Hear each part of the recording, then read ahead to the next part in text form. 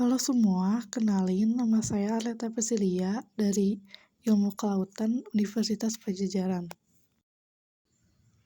Jadi di video ini saya bakal jelasin secara singkat tentang plankton laut, jenis-jenisnya, bagian tubuhnya, dan bagaimana cara mereka bertahan hidup di laut. Untuk yang pertama, penjelasan dari plankton. Plankton merupakan organisme kecil yang melayang-layang di perairan dan tidak bisa bergerak melawan arus. Mereka berperan sangat penting dalam rantai makanan laut dan juga dalam siklus karbon. Lalu, berdasarkan jenisnya, plankton dibagi menjadi dua, yaitu fitoplankton dan zooplankton. Untuk yang pertama, fitoplankton. Fitoplankton merupakan plankton tumbuhan yang bisa berfotosintesis.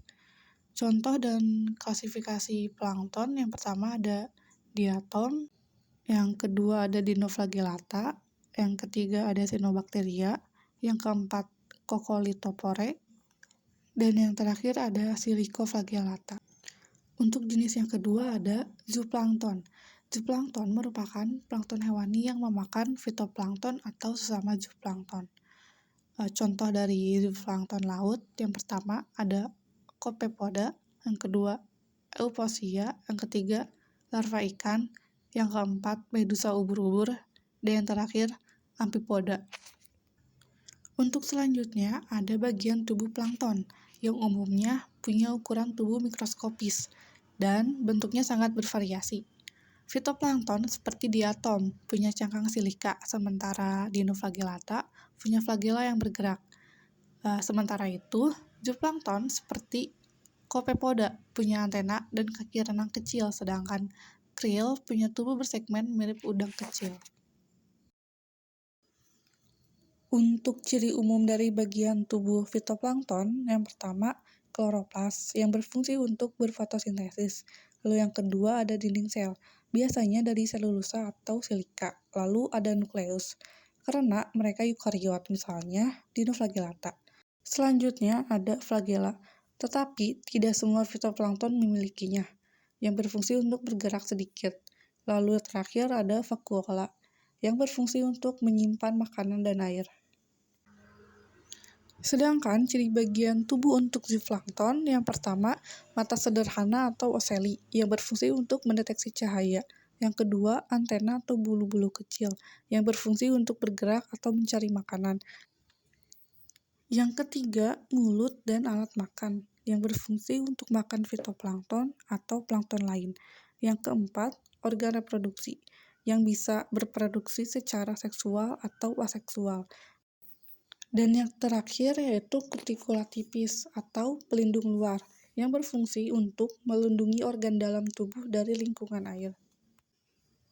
Untuk pembahasan yang terakhir yaitu cara hidup plankton.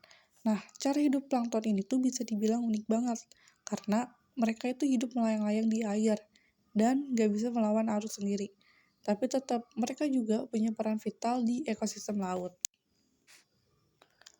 Untuk cara hidup yang pertama, hidup melayang atau drifting. Jadi plankton tuh gak punya alat gerak yang kuat sehingga mereka cuma bisa ikut terbawa arus laut.